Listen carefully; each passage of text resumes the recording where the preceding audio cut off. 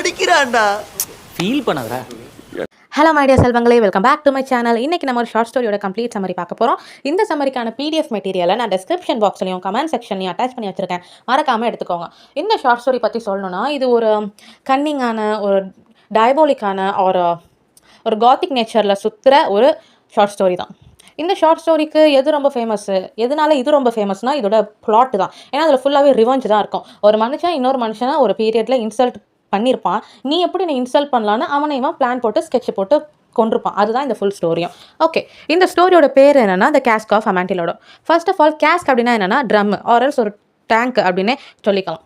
அந்த டேங்க் ஃபுல்லாக அமாண்டிலாடோ இருக்குது. அதாவது அமாண்டிலாடோனா it's kind of wine, drinks, alcohol. ஓகேவா? அது வந்து ரொம்ப சூப்பராக இருக்குன்னு சொல்கிறாங்க. நான் ட்ரை பண்ணதில்லை, நீங்கள் ட்ரை பண்ணால் சொல்லுங்கள். இந்த அமாண்டிலாடோ வந்து ரூட் வேர்டு எங்கன்னா ஸ்பானிஷ்லேருந்து வந்த வேர்டு தான் இந்த அமாண்டிலாடோ. ஓகே, இதை வந்து ஒரு ஆசையாக காமிச்சு ஒருத்தன் வந்து இன்னொருத்தனை கூட்டிகிட்டு போய் ஸ்கெட்ச் போட்டு கொல்லுவான். அதுதான் இந்த ஃபுல் ஸ்டோரியும். All right. இந்த கேஸ்க் ஆஃப் அமாண்டிலாடோட ஆத்தர் யாருன்னா எட்கர் ஆலன் போ.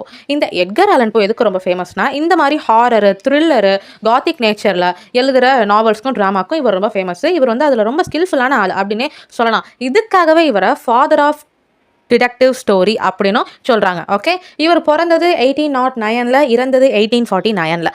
அண்ட் இந்த ஷார்ட் ஸ்டோரி எப்போ ஃபர்ஸ்ட் வெளியே வந்துச்சு, எப்போ பப்ளிஷ் ஆச்சுன்னா 1846 காடேஸ் லேடிஸ் புக் அப்படின்ற ஒரு புக்கில் வந்திருக்கு. அண்ட் அமெரிக்கன் மேகசின் அப்படின்ற ஒரு மேகசின்லையும் வெளிவந்திருக்கு. 1846 நவம்பர் மாதத்தில் தான் வெளிவந்திருக்கு. ஓகே, ஒரு ஸ்டோரி பார்த்தினா ஒரு அவுட்லைன் கொடுத்துட்டேன். இப்போ நம்ம உள்ளுக்குள்ளே டைவ் அடிச்சு போகலாம். இந்த ஸ்டோரி பற்றி சொல்லணும்னா, அதாவது ஒரு வில்லன் இருக்கான். ஹீரோன்னு சொல்ல முடியாது, பட் ஹீரோட அசிஸ்டன்ட் மாதிரி வச்சுக்கோங்களேன். ஏன்னா ஹீரோன்னு சொன்னா நம்ம எப்படி சொல்லணும், அவர் தான் கடைசியில் ஜெயிப்பாருன்னு தானே சொல்லணும். பட் இங்கெல்லாம் அப்படி இல்லை. ஹீரோவை அவன் அடிச்சு போட்டு கொன்றுவான். இங்கே வில்லன் தான் ஹீரோ மாதிரி இருப்பான். All right. இப்போ மான்ட்ரெசர், ஃபார்ச்சுனேட்டோன்னு 2 பேர் இருக்காங்க. ஃபார்ச்சுனேட்டோ பேர்லேயே ஃபார்ச்சூன் இருக்குது. ஃபர்ஸ்ட் ஆஃப் ஆல், ஃபார்ச்சூன்னா என்ன, ஒரு பிளஸ்ஸிங், ஆசீர்வாதம் தானே. பட் இங்கே அப்படி இல்லை. அப்படி பிளஸ்ஸிங்கை பேர்லேயே கொண்ட ஒரு மனுஷனை கடைசியில் கொன்றுவான். அப்புறம் எப்படி இதை பிளஸ்ஸிங்கன்னு சொல்ல முடியும்? அண்ட் மான்ட்ரெசர் பற்றி சொல்லணும்னா, அவன் வந்து ரொம்ப கன்னிங்கான, டயபோலிக்கான, அதாவது ஒருத்தனை எப்படி பிளான் போட்டு கொள்ளலாம், அதில் வந்து அவன் ரொம்ப ஸ்கில்ஃபுல்லான ஆள். அவன் ஃபேமிலியே எப்படின்னா, ஒருத்தன் எங்களை அசிங்கப்படுத்திட்டா நாங்கள் அவனை சும்மா விட மாட்டோம். அட் த சேம் டைம் அவன் எங்களை அடித்தாலோ இல்லை மிதித்தாலோ அதுக்கெல்லாம் நாங்கள் அவனை விட்டுருவோம், மன்னிச்சிருவோம். பட் ஒன்ஸ் எங்களை இன்சல்ட் பண்ணிட்டான், அதான் அவனோட காலி, அவன் குடும்பமே காலி, அதோட அவன் காலி அப்படின்னு இருக்கிற ஒரு ஃபேமிலி தான். அந்த ஃபேமிலியிலேருந்து வந்தவ தான் இந்த மான்ட்ரெசர். அவங்க ஃபேமிலி மோட்டோவே இதுதான். ஓகே, என்ன ஆகுனா, இந்த ஃபார்ச்சுனேட்டை வந்து ஒரு பீரியடில் என்ன பண்ணியிருப்பான், அந்த மான்ட்ரெசரை ஏதோ ஒரு விஷயத்துக்காக இன்சல்ட் பண்ணியிருப்பான். இன்சல்ட்னா அவமானம், மதிப்பு, அந்த மாதிரி ஏதோ பண்ணியிருப்பான். அதை இவன் ஞாபகம் வச்சுக்கிட்டு கரெக்டான நேரம் பார்த்து இவனை பழி வாங்கணும், கொல்லணும்னு ஒரு மோட்டோவோட இவன் இருப்பான். இந்த சமயத்தில் அந்த ஊரில் ஃபன் ஃபேர் சீசன் அப்படின்னு ஒன்று இருக்குது. அதாவது celebration, one kind of party. அந்த பார்ட்டியில் சிங்கிங், டான்ஸிங், ஆல்கஹால் எல்லாமே இருக்கும்ல, ஜாலியாக இருக்கிறாங்க. அந்த மாதிரி ஒரு நேரத்தில் இந்த ஃபார்ச்சுனேட் வந்து நல்ல ட்ரிங்க்ஸில் அப்படியே மிதந்துட்டு இருக்கிறான். அவன் வந்து அவனோட ஜால்ராஸ்லாம் இருப்பாங்களா, அவங்க கிட்டலாம் நான் யாருன்னு தெரியுமா, எனக்கு அப்படி ஆக்கும் இப்படி ஆக்கும், எனக்கு இப்படி ஒரு நேம் இருக்குது, எனக்கு அவ்வளோ சொத்து இருக்குது.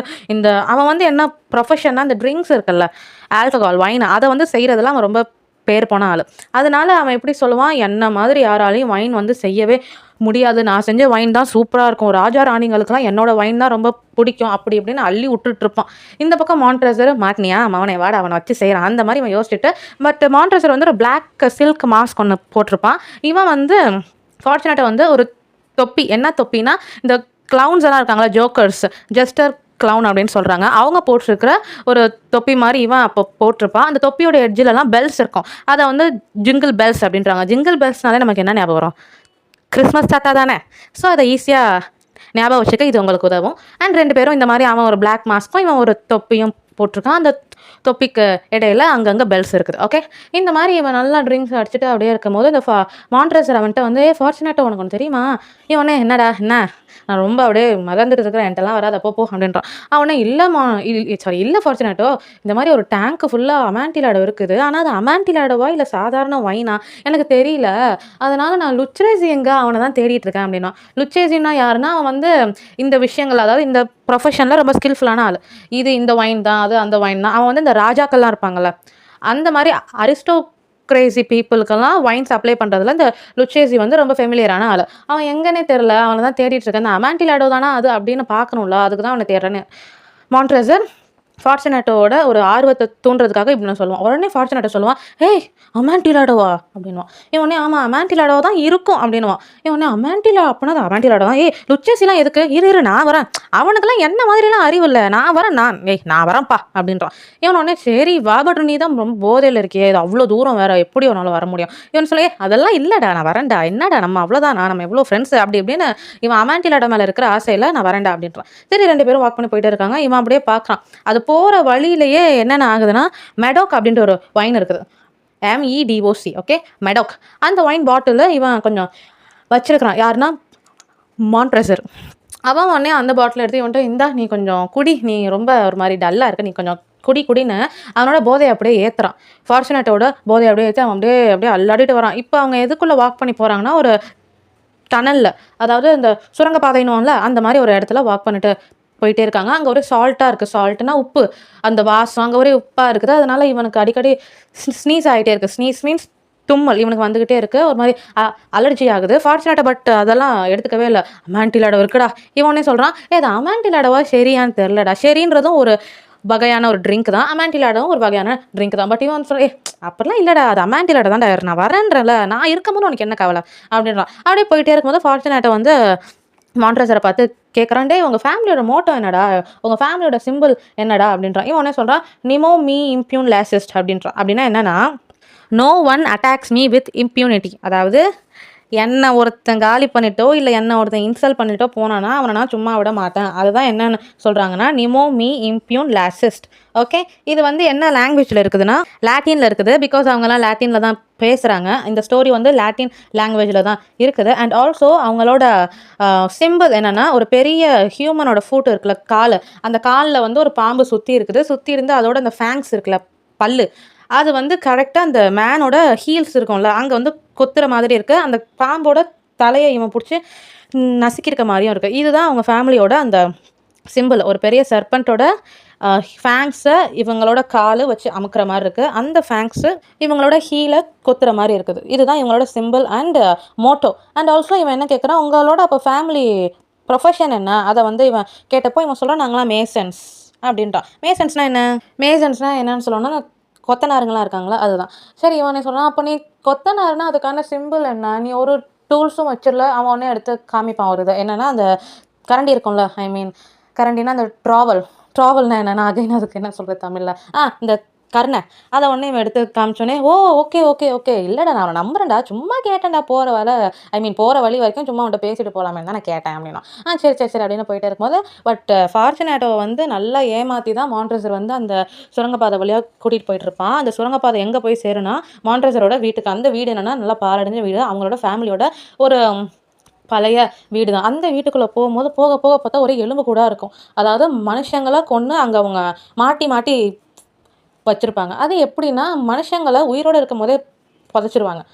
அதுதான் இவன் அப்படியே பார்த்து ஷாக் ஆகுறான். ஃபார்ச்சுனேட்டோ, என்னடா எலும்பு கூட இருக்குது, ஒரே ஸ்கல்லாக இருக்குது, போன்ஸாக இருக்குன்னொடனே அப்படியே அவன் போதையில் ஒரு சைடு ஒரு குழி மாதிரி இருக்கும். அந்த குழியில் கொஞ்சம் இந்த சைடு போய் காலை அந்த பக்கத்து வச்சு இவன் கொஞ்சம் திரும்புறேன்னு செய்கிறப்போ, இந்த மான்ட்ரெசரை என்ன செஞ்சிடுவான், அவன் அப்படியே தள்ளி அவனோட ஹேண்ட்ஸ் இருக்கும்ல, ஹேண்டை வந்து சங்கிலியால் கட்டிடுவான். சங்கிலின்னு சொல்கிறத விட ஹேண்ட் கஃப் இருக்கும்ல, ஹேண்ட் கஃபை வச்சு கட்டிடுவான். உடனே என்னடா ஆச்சு, அவன் ரொம்ப போதையில் வேற இருப்பானா, என்ன ஆச்சு, ஏன் இப்படி பண்ணுற, வாட்ஸ் ப்ராப்ளம் அப்படின்வான். உடனே ஒன்றுமே சொல்ல மாட்டான். இவன் உடனே என்ன பண்ணுவான், செங்கல் இருக்கும்ல, செங்கலை வச்சு சிமெண்ட்டை வச்சு அவனோட அந்த ட்ராவல் இருக்குல்ல கரணை, அதை வச்சு ஒவ்வொரு செங்கலாக கட்டிகிட்டே இருப்பான். கடைசியில் கொஞ்சம் போதை இவனுக்கு இறங்க தான் தெரியும், என்னை உள்ளே வச்சு ஏன்டா நீ இப்போ கட்டுற அப்படின்வான். கட்டுறேன்னா இந்த உள்ளே வச்சே புதைப்பான் இவன் உயிரோடையே. அது கரெக்டாக ஒரு 7 இன்ச்சஸ்க்கு கட்டினதுக்கப்புறம் இவனுக்கு போதெல்லாம் ஃபுல்லாக இறங்கி போய் கத்துவான். காய்ச்சி மூச்சுன்னு இவனுக்கு எவ்வளோ சக்தி இருக்கோ அது வரைக்கும் நல்லா காலுன்னு கத்திட்டு அதுக்கப்புறம் இவனுக்கு அப்படியே அடங்கோடனே அழுவான். என்னை விட்டுடா ப்ளீஸ்டான்னு அவ்வளோ கெஞ்சுவான். இவன் விடவே மாட்டான். ஃபார்ச்சுனேட்டாக என்னென்னமோ சொல்லுவான். I shall not die of a cough for the love of God. கடவுளுக்காக ஆச்சு என்னை விட்டுடே, எனக்காக என் ஒய்ஃப் அங்கே இருப்பாடா வீட்டில், நான் போகணுண்டா, என்னை விட்றா. இவன் அதெல்லாம் காதில் கேட்கவே இல்லை. நல்லா நல்லா கத்து, கத்துறியா, எனக்கு ஒரு ஆனந்தமாக இருக்குது. இந்த சைக்கோ மூவியில் வரும்ல அந்த மாதிரி, ஆர்எல்ஸ் இந்த ஸ்பைடரில் எஸ்ஜே சூர்யா இருப்பார்ல அந்த மாதிரி இவன் அப்படியே ரசிக்கிறான். இன்னும் நல்லா குதிச்சு அந்த மாதிரி இவன் அப்படியே ரசிச்சுட்டு இருக்கிறான். அவன் உடனே கத்துறான், ஃபார்ச்சுனேட்டோ என்னை விடுறான்னு கத்துறான். இவன் என்ன பண்ணுறான், ஃபுல் செங்கலை அப்படியே அடுக்கி முடிச்சு அவனை உள்ளே வச்சு புதைச்சிட்டு ஃபுல்லாக அவன் அதோட காலி. அவன் இப்போ உள்ளே இருக்கான். ஃபுல்லாக கட்டி முடிச்சுட்டு இவன் என்ன பண்ணுறான், இந்த மான்ட்ரஸர் வெளில நின்று அந்த இடத்த பார்த்து ஆன்னு கத்துறான். ஃபுல் சவுண்டில் இவனால் எந்த அளவுக்கு கத்த முடியுமோ அந்த அளவுக்கு ஷவுட் பண்ணிட்டு என்ன சொல்கிறான், "The 1000 injuries of Fortunato I had borne as I best could, but when he ventured upon insult I vowed my revenge." அதே தான் நான் சொன்னேன்ல, நீ என்னை 1000 தாட்டி காயப்படுத்தி அடி உத அதெல்லாம் நான் பொறுத்துப்பேன். பட் என்னைக்கு நீ என்னை அவமானப்படுத்தி அவமதிப்பு படுத்தி நீ ஒரு செயலை செஞ்சியோ அப்போ நான் இதுக்கான பழி வாங்குவேன், நான் ஒரு சத்தியத்தை பண்ணிட்டேன் அப்படின்றான். புரியுதா இவனோட அந்த ரிவெஞ்ச் பிளானு? இதுக்காக தான் அவனுக்கு இன்னும் அந்த மெடோக் அப்படின்ற அந்த ஒரு வைனை ஊற்றி ஊற்றி கொடுத்து இவனை நல்லா போதையாக்கி அழைச்சிட்டு வந்து உள்ளே வச்சு உயிரோடையே அவனை சமாதி கட்டி சாகடிச்சாச்சு. அவன் கத்துறான் வளர்றான், இவன் அப்படியே அந்த செங்கல் இருக்கும்ல செங்கல் கிட்ட மான்ட்ரஸர் அவனோட காதை வச்சு உயிரோட தான் இருக்கானா, சவுண்டே வரல. அவன் எப்படி சவுண்டு வரலன்னா அவனை சங்கிலியால் தானே கட்டியிருந்தான், என்னடா சங்கிலி சவுண்டே காணும், செத்துட்டானோ அப்படின்னு அவன் அப்படியே சிரிக்கிறான். இப்போ ஹா செத்துட்டியா சாகு, என்ன நீ எவ்வளோ இன்சல்ட் பண்ண அப்படின்னு ரொம்ப அப்படியே சந்தோஷத்தில் அதோட இந்த ஸ்டோரி ஓவர். பட் இந்த ஸ்டோரியை நான் மூவியாக யூடியூப்பில் தான் பார்த்தேன், அது அவைலபிளாக இருக்குது, நீங்களும் சர்ச் பண்ணி பாருங்கள். அந்த மூவி பார்த்தீங்கன்னா இன்னுமே இது கொஞ்சம் ரொம்ப நம்மளை பயமுறுத்துகிற மாதிரி தான் இருக்கும், ரொம்ப ஆக்ரோஷமாக இருக்கும், இப்படிலாம் இருப்பாங்களா அப்படின்னு. ஸோ இதிலேருந்து நம்ம என்ன எடுத்துக்கலாம், ரிவெஞ்ச் எடுக்கிறது ஒன்றும் அவ்வளோ பெரிய நல்ல விஷயம்லாம் இல்லைல்ல. எதுக்கு ரிவெஞ்ச் எடுத்துக்கிட்டு, ஒரு கன்னத்தில் அரைஞ்சால் இன்னொரு கன்னத்தை காட்டுன்னு தானே ஏசப்பாவே சொல்லியிருக்காங்க. அப்புறம் ஏன் வை எதுக்கு ரிவெஞ்ச் எடுக்கணும், ஒருத்தன் ஒன்று செஞ்சால் அது அவனுக்கே தானே அகைன் வரும். அதனால் காட் எல்லாத்தையும் பார்த்துப்பாங்க, நம்ம இதெல்லாம் விட்டுடலாம். So let it be free and happy, enjoy your life. இதுதான் நான் இதுலேருந்து எடுத்துக்கிட்டது. இந்த ஸ்டோரி மூலமாக உங்களுக்கு என்ன புரிஞ்சுதோ அதை நீங்கள் கமெண்ட் செக்ஷனில் சொல்லுங்கள். இந்த மாதிரி இன்னும் நிறைய ஷார்ட் ஸ்டோரிஸ் வேணும்னா அதை எனக்கு மறக்காமல் கமெண்ட் செக்ஷனில் சொல்லுங்கள். I will upload it very soon. Okay.